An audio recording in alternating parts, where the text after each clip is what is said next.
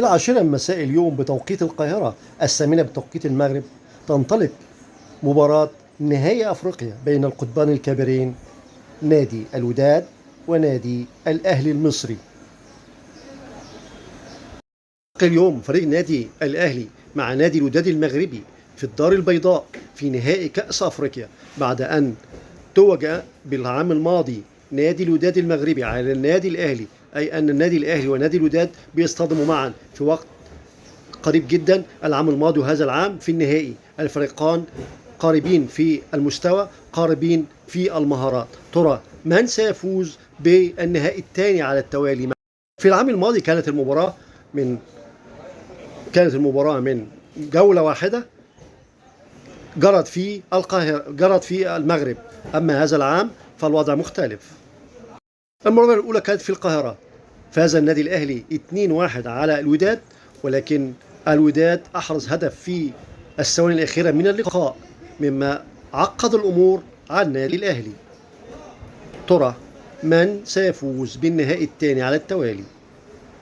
نجوم النادي الأهلي أم نجوم نادي الوداد؟ النادي الأهلي لديه خبرات عديدة في الفريق، أمثال علي معلول ومحمد شريف وبيرسي تاو وديانج. نادي الوداد لديه كتيبة كبيرة جدا على رأسهم سامبو. ترى من سيفوز بهذا اللقاء؟ الصحف المغربية حاولت الاستفزاز للنادي الأهلي كثيرا في الأسئلة في المؤتمر الصحفي الذي عقد بين محمد شريف جول النادي الأهلي ومدرب النادي الأهلي، بين محمد الشناوي حارس النادي الأهلي وكولر مدرب النادي الأهلي.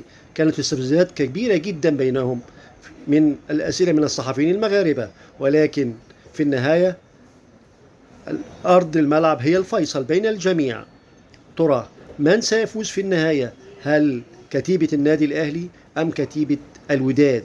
الأهلي متقدم في اللقاء الأول 2-1، والمباراة على أرض الملعب تختلف كثيرا عن الورق أو في الصحافة. النادي الأهلي أعد لاعبيه جيدا بمساعدة كولر ومصاحبة رئيس النادي. على الجانب الآخر الصحف المغربية أعطت روح معنوية كبيرة جدا للاعبي الوداد، بل أعادوا شحنهم جيدا للمباراة وأعدوهم بشكل كبير جدا أنهم هم الأفضل وأنهم سجلوا هدف وأنهم على وشك الظفر بالنهائي الأفريقي الثاني على التوالي. الحكم الأثيوبي هو سيكون كلمة الفصل في الموضوع. ترى من سيفوز بالمباراة؟ الأهلي أم الوداد؟ سوف نرى في